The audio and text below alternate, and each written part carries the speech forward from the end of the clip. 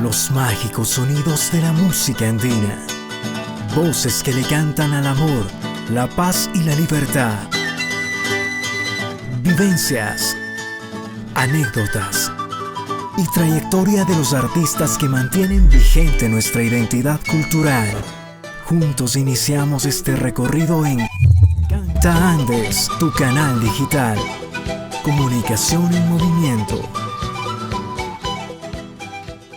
Queridos amigos, amigas de Canta Andes, de este proyecto digital que viene trabajado por el equipo de Cóndor Audiovisuales, estamos nuevamente acá en esta emisión especial en donde vamos a compartir cosas realmente muy agradables con nuestros invitados. Queremos agradecer a nuestros gentiles amigos de Humo y Carbón. Ya sabe, los mejores cortes a la parrilla los tiene allí Humo y Carbón.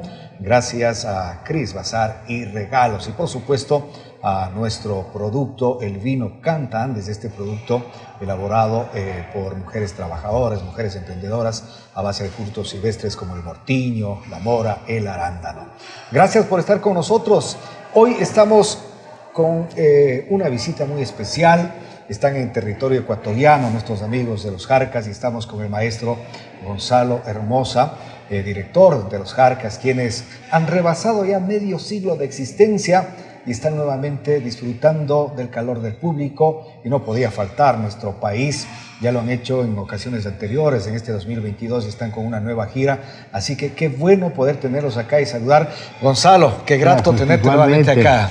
Mi hermano, es un honor volver a estar en tu programa.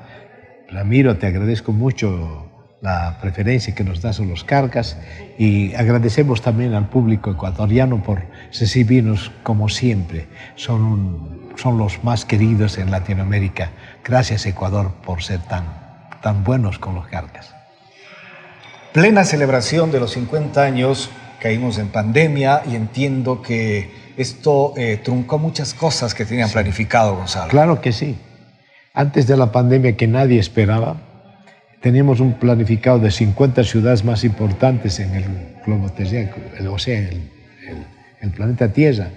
Y estaban muchas de las ciudades importantes, inclusive los primeros estaban Quito, debíamos haberlo hecho en el Estadio Atahualpa, también el Estadio Nacional de Lima, pero se truncó la primera presentación, que estaba a 8 días antes de la pandemia, no se pudo realizar porque entramos en cuarentena y los espectáculos se prohibieron, lo primero que se prohibió. De ahí que los músicos y artistas, que necesitamos un público para desarrollarnos, que son nuestro lugar de trabajo, no pudimos trabajar, y muchos de nosotros se fueron, de los artistas, que fue una pena que se los llevó el coronavirus. Lamentablemente, los sobrevivientes tenemos que continuar y estamos aquí. Eso también ha obligado, ¿no?, a mayor responsabilidad, cuidado, de ahí que Jarcas están íntegros, y eso es bueno a pesar de la tristeza, ¿no?, de muchos músicos que fallecieron, pero ustedes han tenido mucho cuidado y están todos prestos para seguir con el público. Claro que sí. Los Jarcas ya estamos desde el inicio de la primera presentación, que tuvo que ser en la Argentina, en uno de los escenarios más grandes, el Luna Park. Desde entonces no hemos parado, ya estamos casi con una cosa de más de una veintena de presentaciones, y luego nos falta como 30 más y algunas otras más. Creo que no solo llegaremos a 50 presentaciones importantes, sino creo que vamos a llegar a 60. Hablar de 50 años suena como una cifra que ha pasado tan rápido, ¿no? Sí, pero es medio siglo, Gonzalo, y tú has iniciado este proyecto de Jarcas y se han cumplido las metas, los sueños que tenían cuando iniciaban allá hace 50 años. Algunos no, algunos se quedaron a medias, otros en camino o al inicio, otros sí se cumplieron. Gracias a Dios que los sueños más grandes de conocer a nuestros hermanos, de hacer que todos, al conocernos, podamos ver que nuestras diferencias son nada a las cosas que tenemos por igual, que somos tan iguales. Por ejemplo, los ecuatorianos y bolivianos no nos diferencian nada, ni siquiera las comidas, porque si ustedes comen algo de una manera, nosotros comemos la misma, pero con una pequeña diferencia que no es nada. El pensamiento mismo queríamos uniformar con respecto a nuestro pasado, a nuestro lugar de nacimiento, con respecto a nuestras mujeres, con respecto a los niños, con respecto a los animales, a las plantas, la biodiversidad, etcétera, etcétera. Y hacer las políticas nuevas, con bases nuevas, hacer que nuestro idioma, nuestro propio idioma, que es el quechua, no se muera, sino más bien sea vigente y cada vez, lejos de ir enterrándose por el polvo del tiempo, más bien resurja potencializado. Y todas esas cosas se han logrado. Las fiestas patronales que antes de, cuando yo era niño, eran muy pequeñitas, se han multiplicado por 100. Así aparecen, digamos, yo recuerdo, por ejemplo, la diablada. A veces la diablada bailaban 2 o 3 diablitos.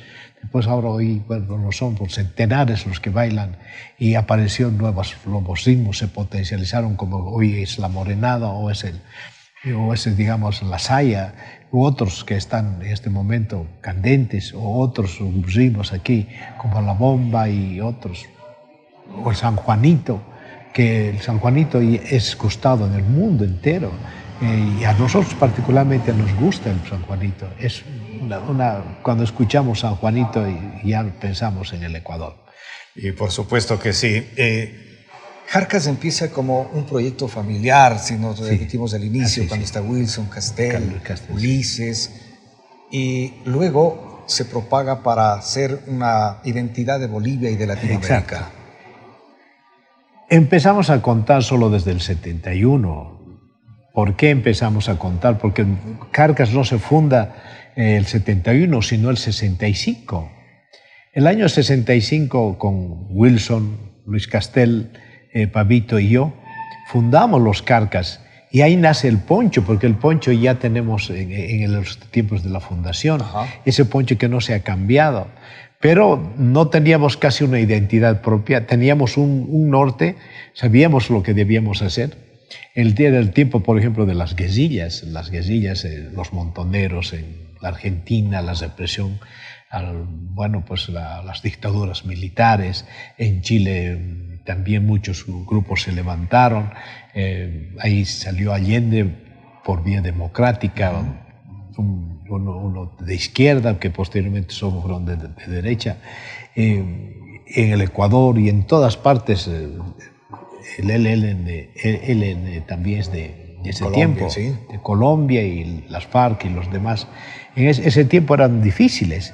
Y nosotros, la pregunta de cuando fundamos los Jarcas era si había que cambiar la guitarra por un fusil. Pero dijimos no, la guitarra puede hacer más cambios más profundos, cuando se debe llevar bien las cosas y no va a ser cruento, no va a ser como el fusil que tiene que matar a los que se oponen a unas ideas. O sea, no se podía combatir las ideas con un fusil, sino sí con la guitarra, pero con ideas. Esa fue la fundación de los Jarcas. Posteriormente este grupo solo llega hasta los años 69, 70, y se diluye. Pero tengo la oportunidad de refundar los Jarcas el año 71 con mis hermanos menores, con Ulises, con Elmer, con Toño Caneles, Alcides Mejía y Eddie Carpio. Son los primeros 5, y ahí nace una nueva música. La nueva música boliviana empieza ahí, empieza con los Jarcas, cuando empiezan las estructuras musicales, el ritmo también un poco cambiado, adecuado al tiempo, el poema más que todo. El poema se acomodó mucho al tiempo en que se vivía, o sea que empezó a rescatar a nuestra juventud y a conquistar el tiempo. Esa es la manera en la cual los Jarcas hemos seguido cambiando un poco, acomodando y bueno, pues conquistando, y no quedarnos a la saga como una música que fue tiempos atrás como una música simplemente tradicional. Ahora, para irradiar lo que ustedes empiezan a darle esencia en Bolivia, había que primero convencer en Bolivia para pensar en salir. Claro, tenías que conquistar Cochabamba y tenías que conquistar a tu público. Si no tenías público, todo esto no funcionaba. Era simplemente una quimera, una ilusión de esas. O sea que no podía haber dado resultados y es imposible llegar a los 50 años. Pero trabajamos mucho, porque yo me acuerdo los primeros retos de Carcas fueron cambiar la música y acomodar los instrumentos nativos que nosotros mismos no conocíamos en su perfección. Nuestro conocimiento fue acrecentando con los estudios de Ulises en Los Vientos, donde procuró universalizar y universalizó la zampoña. A Ulises le corresponde la universalización porque él puso los 440 de vibraciones para poner y para tocar con el piano, con el órgano, con cualquier otro instrumento, y la zampoña puede hacer. Después se ocupó inclusive de los toyos, veía cómo fabricarlos, él mismo fabricaba, él mismo perfeccionaba, él estaba estudiando día y noche, si es posible, creo que ni dormía. Empezaba con la quena que tenía 5 agujeros, se puso uno más, y la escala de la quena, el tamaño, el grosor, todas esas cosas, hasta terminar con las 2 quenaquenas. Hizo estudios perfectamente, de ahí vienen las zampoñas mismas, el tamaño de la zanca, zanca en re, en do, en lo mismo las zampoñas, las iquitas, toda la gama que fue nuestro arsenal, en realidad, la gama de instrumentos de viento, que somos fuertes por los sudamericanos instrumentos de viento. Eso puede indicar que Carcas sí fue profeta en su propia tierra. Sí, gracias a Dios. Yo me acuerdo que cuando ya estuvimos en carrera y sacamos el disco Bolivia, habían muchas chicas que se aproximaban a la casa de los Carcas, a la escuela Carcas, que fue la casa de mis papás en Cochabamba. Venían y querían ser miembros, querían participar de todas esas cosas, de esas corrientes. De ahí se funda la escuela Carcas, se fundan nuestros grupos de apoyo, como se llaman los fans de los Carcas. Proyección Carcas. Y ahí mismo hicimos, de la escuela salen muchos artistas. Guachaya, Rimmel Guachaya, que falleció mi alumno, también ha sido mi alumno. Yuri ha sido muchos de los... Fernando Torrico, de Castellanos, Solo Malpartida, todos han salido de la escuela Carcas, siempre con el apoyo que he tenido. Muchos han llegado a Carcas sabiendo algo, pero sus conocimientos se han agrandado con el unirse a los Carcas. O sea que más allá de un grupo de música, Carcas se convierte en una escuela, en una corriente. Sí, es una corriente musical. Y somos casi los que iniciamos la nueva corriente musical, porque antes era desconocida. O sea, en el consenso de las músicas que tenían escuela propia, está la música clásica, estaba el rock que se ganó su tiempo, estaba la música tropical, la cumbia y la salsa y el merengue. Todos tenían su posición, pero menos la música andina. Los andinos fuimos casi los últimos en decir, aquí estamos. Esta es nuestra música, estas son nuestras características, y esta es nuestra forma de pensamiento, estos son nuestros apoyos, esto es nuestro pasado, que viene de muchos miles de años de nuestros abuelos. Y todo eso, y la forma musical de hacer el mismo poema, de cantarle a la mujer, de cantar las sensaciones que mueven y motivan al hombre, sus desengaños, sus frustraciones, su mañana, su futuro incierto, o el futuro promisorio, qué sé yo, la alegría de vivir, de nacer, y tantas cosas que empezó a cobrar fuerza y también, como quien dice, acrecentado. Aquí hay un complemento, porque no basta con interpretar bien los instrumentos, hacer bien una canción, sino también la composición de temas nuevos. Claro que sí. Ese es lo que le dio, digamos, futuro y le dio, digamos, firmeza a la escuela andina. Y al principio quizá era el único que componía, pero después apareció Ulises, después Gastón, Elmer, y todos.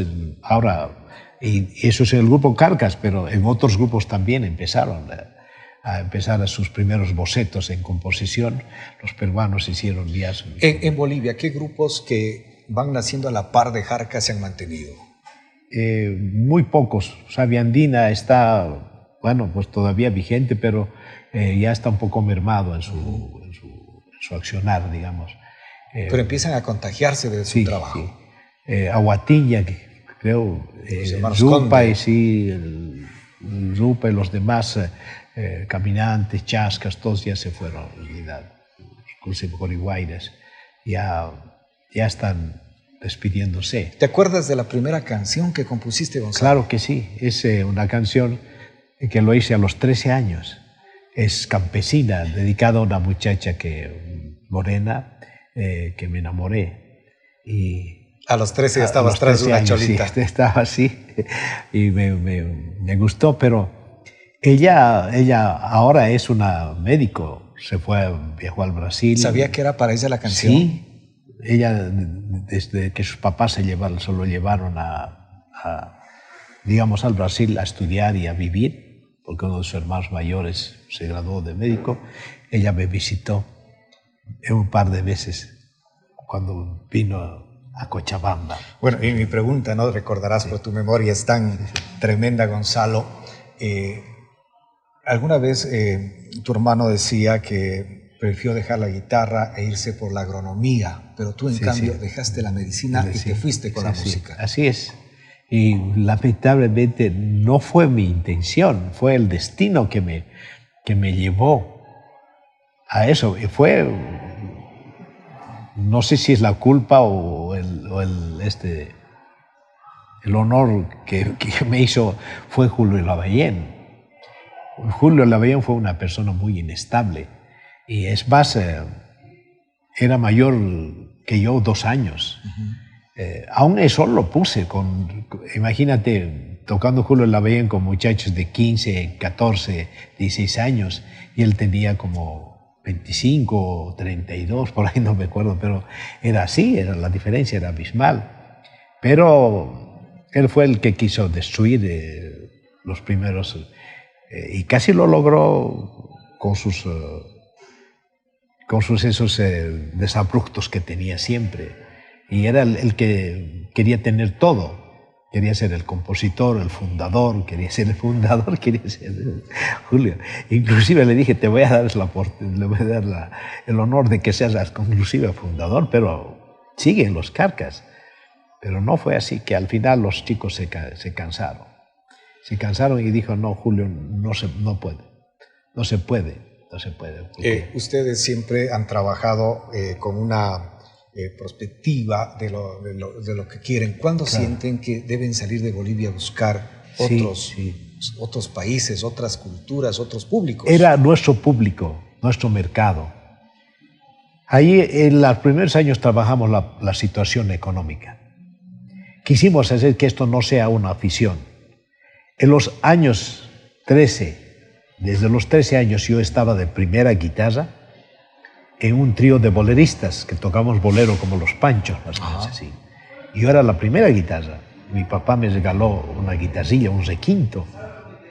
Y en los tiempos esos, los artistas íbamos a la radio, porque la radio era lo máximo, y en los programas que había en vivo, recordamos a muchos de los programas, Buscando Estrellas número tantos, y tantos otros, a Ledo, a Cardona y a muchos otros. Y ahí tocaba la primera guitarra con mi trío. Pero no existía, no te pagaban por eso, no ganamos un peso. Solo la fama de ser artista, solo tenías eso. Pero de eso no podías vivir. No se podía vivir porque inclusive las cuerdas te costaban. Y todo salía de tu bolsillo. Claro, te salía de tu bolsillo. O sea que más gastabas que recibir unos pesos siquiera. Y después las presentaciones que se hacían, pero eran de 10, 12 conjuntos. Y se cobraba bien bajo. Y reunidos estos, a cada grupo le tocaba como en este momento diríamos $20 o $30. Era para nosotros una gran alegría, pero para 5 personas, $30. Pero ahí pensabas a lo mejor que la música no va a ser el futuro económico para tu vida. Exacto, sí. Yo por eso que estudié medicina, pero siempre estaba con la música. Siempre estaba en los Carcas, después estuve en un grupo de rock, después fundé con un trío, el trío Iris se llamaba, después un grupo de rock que era Extraña Dimensión, estuve 2-3 años y después me separé del rock y me fui a abrigar la música folclórica y ahí es de donde se fundó Los Carcas. Y con Los Carcas ya empezamos a visionar, pero en los tiempos esos apenas no se podía mantener una familia, ni siquiera uno podía mantenerse. Ahora, todos los músicos coinciden que debe haber el apoyo en la familia para seguir, porque claro, en Latinoamérica el músico ha sido de alguna forma tildado, ¿no? De que es el bohemio, de que es el una irresponsable. Estigmatización tremenda. Siempre fuimos estigmatizados. Y yo les quiero decir que ningún papá, ninguna mamá podía darle a su hija para que se casara con un músico. Era realmente un sacrilegio. Era tremendo. Era, ¿cómo te puedo decir? Algo que no debía hacerse. Porque decía, hija querida, no te cases con él porque siempre vas a morir, si no es de hambre, vas a morir de celos, porque siempre va a haber personas, muchachas que le sigan por su música y vas a tener que enfrentarte a eso. Vas a tener estos problemas. Prefiero que te cases con el zapatero de la esquina, con don Tomás. Ese sí va a estar a tu lado. Él va a estar siempre contigo y te va a abandonar cualquier momento. El músico era realmente tremendamente estigmatizado por irresponsable, bebedor, constitucionario, no se podía mantener. Esa es la primera lucha que tuvimos para hacer de una afición, una profesión. Y ese fue donde nació el primer concierto, porque imagínate lo poco que se ganaba, que se reparte entre 10 grupos, pues quedaba poco. Y había que dar un salto. Y claro, entonces había que decir, si podemos mantener un concierto de 1 hora y media nosotros solos. Y yo me acuerdo que esa vez yo a Julio Labellón lo conocía mucho más antes, pero tocaba conmigo y él tocaba charango y yo guitarra. De esa manera que yo lo puse y yo fui el que lo ingresó al Ramiro, digo a Julio. Y dijimos, vamos a hacer el trimestre. Nosotros tocamos entre la primera parte y segunda parte, vamos a tocar charango y guitarra, y para que los otros descansen y se puedan hacer, para que no sea muy monótono, porque dice, ¿cómo? Porque toda la gente dice, ¿cómo un solo? Si nosotros vamos a un show, porque hay 10 grupos, o 12 o 14, y el show es mucho mejor si hay 16. ¿Cómo es posible que un grupo, quiera mantener un público de esta manera? Nadie va a ir a sus conciertos. Eso es lo que fue, pero nosotros seguimos adelante. No dijimos, sí, lamentablemente hay que retroceder y volver a continuar. Dijimos, entonces, estamos perdidos. Y fue la primera presentación, el Teatro Gran Rex de Oruro, donde invertimos todos los últimos centavos para hacer nuestro propio show, y que fue un boom porque se vendió todas las entradas. Si no arriesgas, no ganas, ¿no? Y es el crearon también otra forma de hacer conciertos. Claro, exacto. Desde ahí nacen los conciertos. Nadie, sino nosotros, hicimos trípticos. ¿Qué no hicimos para darle otra cara a la música? Ahora, Gonzalo, en el músico andino, y no solamente en el género, en Latinoamérica, siempre estaba, ¿no? Hay que ir o a Europa o hay que ir a Norteamérica. Claro. ¿Cuándo empieza ya ese cosquilleo para ustedes? ¿En qué países se fijan como meta para salir? La primera meta fue llegar al Perú y a los primeros pueblos, Puno, Juliaca y Cusco. Y en Cusco se quedaron bastante tiempo, porque yo no fui, porque solo eran 5 los muchachos que estaban ahí. Y les fue muy bien. Y en Cusco fue el lugar de enlace. Conocieron mucha gente porque había muchos turistas que le hablaron de la Europa, de la Europa, de la Europa, de la Europa. Y ellos dijeron, no, hay que ir a Europa. Hay que probar nuestra música. Aquí nos va bien. Nos fue bien el Perú las primeras. No llegamos a Lima todavía. Ajá. No llegamos a Lima. Pero de ahí fue el gran salto que se fue a Europa. Aprovechando que uno de los integrantes, uno de los folcloristas de ese tiempo, Meneses, Raúl Meneses estaba allí y él conocía el medio y él nos dijo, bueno, vénganse aquí, yo los espero, vamos a hacer esto, vamos a hacer, tengo esto, tengo lo otro y bueno, por lo menos sabía dónde llegar. En ese tiempo el enlace para el músico era el tener su producción, que eran los acetatos, ¿no? Claro, y empieza a llegar, aquí en Ecuador se empieza a escuchar jarcas, pero no habían llegado a presentaciones. Y nunca sabíamos tampoco que nos conocían ni 2 o 3 personas en Ecuador. Pero llegan la primera vez. Cuando llegamos la primera vez, yo dije, ¿ahora qué vamos a tocar? ¿Qué conoce el Ecuador o qué conoce Quito o no su público o cuánto público va a ir? Teníamos toda una serie de incógnitas totales y averiguaba uno, averiguaba otro, al mismo que nos trajo el productor, que fue uno que traía discos del Perú y vendía aquí. Él es el que se animó a traernos, Morocho. Edgar Morocho, creo que sí. Edgar Morocho, él nos trajo. Y bueno, yo le pregunté, ¿y qué canciones conocen nuestras del Ecuador? Ya teníamos con una 30 o tal vez 40 canciones los Carcas, pero no sabíamos qué conocían de esos 40, 1, 2, 3 canciones. Pensábamos que solo unas 3, no había más. Y tal vez muy poco. La gente tal vez iba a ir por curiosidad, no sé cómo, pero nosotros no sabíamos tantos. Y era la presentación fue en el Hacho, en la Plaza de Toros. Emblemático, en donde pasa el avión y sientes que algo va a pasar. Sí, qué lindo. Debió haber sido un susto la primera vez. Sí, qué bonito es. Hay una canción de los Carcas que cuando se está tocando y pasa el avión y se engrana en la armonía del avión. Qué lindo, sí. Pero ya, bueno, había que afrontar lo que venga. Y ahí teníamos 4 temas y empezamos con Siempre de Adorarte, me acuerdo. Bueno, los Carcas, ingresamos ahí y empezamos empezó la gente.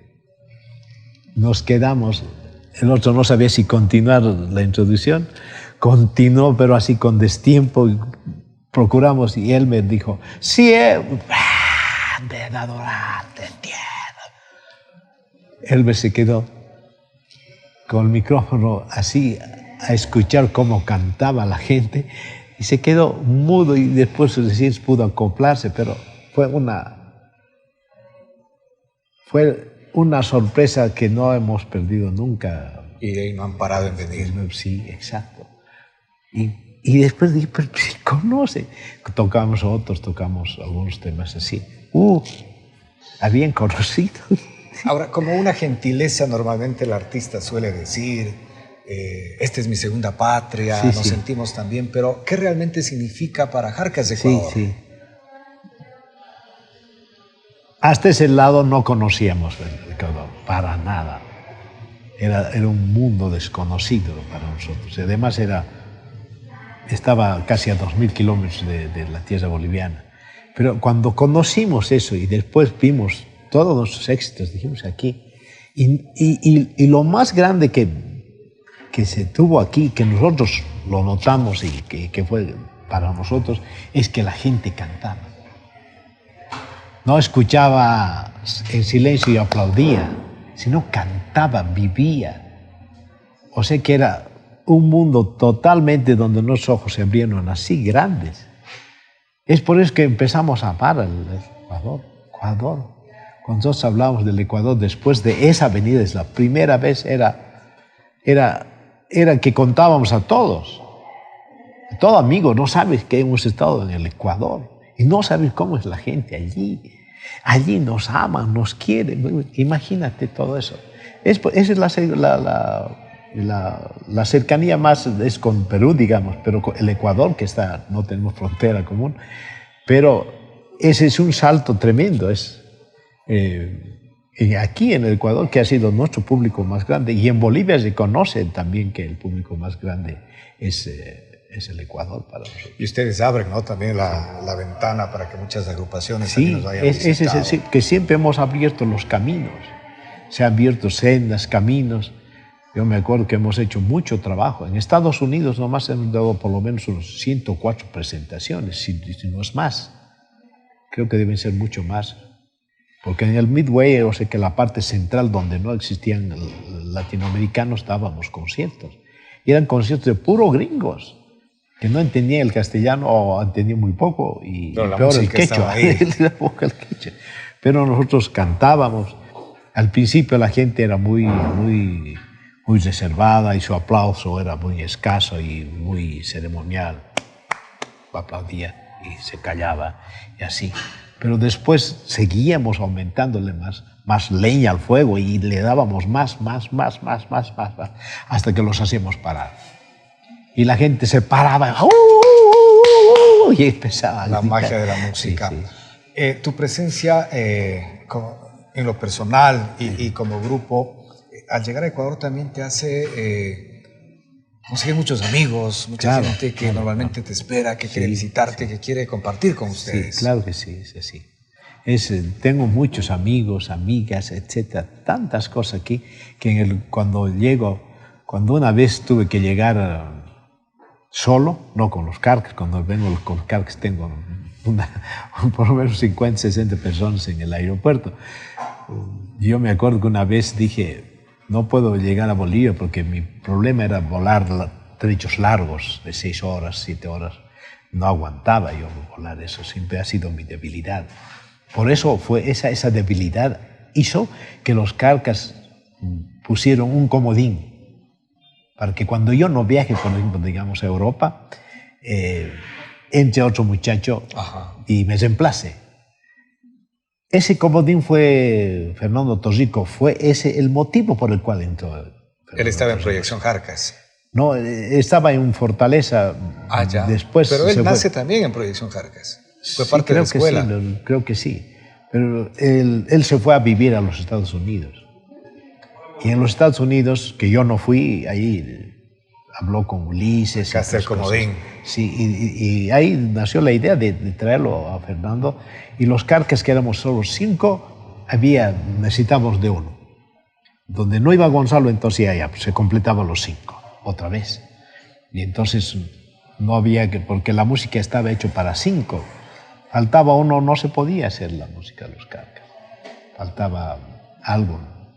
Y luego tienen que cambiarlo para que sea un sexteto. Claro, y ahí Ulises mismo dijo, no puede quedarse como comodín, haremos que sean 6. Y hemos tenido que transformar la música de los sextos un poco, porque no se pudo, porque estaba hecho para 5. Y desde entonces tuvimos que hacer música para 6. Y para muchos años quedó ahí Fernando, claro, como parte de Jarcas. Sí, esa es la manera. El músico tiene vivencias en su mayoría de alegría, de compartir con su público, pero tiene también momentos que le dejan una huella de tristeza profundas. Claro. Y no sé si en Jarcas lo más doloroso que han pasado es la pérdida de Ulises. Sí, así es. Ulises para nosotros fue un puntal muy fuerte y muy importante. Porque él, si tú veías, él tocaba bombo, la guancara, soltaba la guancara y hacía la segunda quena, volvía al bombo, soltaba la quena así, de una manera tan rápido que estaba con los bombos. Y aquí tenía colgado las chachas. Sus chachas. Y después agarraba, sacaba de este lado la zampoña, le hacía la segunda a Gastón, después agarraba el toyo, le daba el toyo, ponía este lado y seguía por... Era uno que se batía tremendamente en el grupo. Y las composiciones. Y aparte de eso, ¿no? Como músico era muy bueno. Y reemplazarlo a Ulises era difícil. De ahí que entró solo Malpartida, porque le copió el estilo, como era de la escuela, le copió el estilo a Ulises. Muchos pensarían que la partida de Ulises podía detener el trabajo de Jarcas. Sí, eso fue una amenaza muy real y casi nos lleva a terminar con el proyecto Carcas. Pero tuvimos que reunirnos, pensar, discutir y aportar. Es decir, más bien debemos hacer, creo, en homenaje a Ulises debemos continuar. Porque si yo fuera Ulises y me muero de donde estoy, del lugar que no conocemos, es posible que esté todavía pendiente de los Carcas. Y sería una pena para mí que he muerto ver que los Carcas se deshicieron. Alguna vez tú me comentabas que hicieron un compromiso, ¿no? Que en cada producción que siguiera de Jarcas siempre va a haber temas de Ulises. Sí, es decir, quedaron tantos temas. Sí, quedaron. Que no se los... Ahora, por ejemplo, Elmer está estudiando una de las canciones para meter estos días y es posiblemente que cuando tengamos un espacio en nuestra agenda vamos a grabar un nuevo tema de Ulises también. O sea que existen todavía canciones de Ulises que se están grabando y en este último va a haber un tema también de Ulises. Lo pusimos uno a uno para poder todavía mantener en muchos discos. Por el tiempo sobre todo, y tenemos que un poco caminar más rápido porque estos 50 años habría para conversar tantas cosas. Desde hace algunos años se incorpora una nueva generación a Jarcas, ¿no? Está Elín Angulo, está Makoto Sisido, está tu sobrino Gonzalo. Hermosa.